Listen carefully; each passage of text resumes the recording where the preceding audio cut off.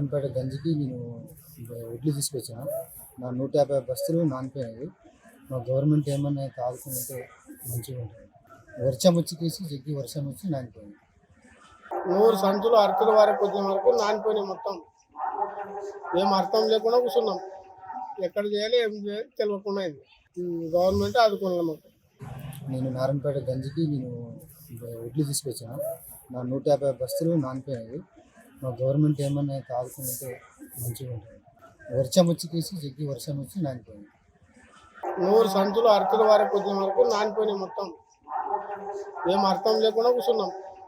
ఎక్కడ చేయాలి ఏం చేయాలి తెలియకుండా అయింది. గవర్నమెంట్ ఆదుకోవాలి మాకు. నేను నారాయణపేట గంజికి నేను వడ్లు తీసుకొచ్చాను. నా 150 బస్తాలు నానిపోయినాయి. మా గవర్నమెంట్ ఏమన్నా ఆదుకుంటే మంచిగా ఉంటుంది.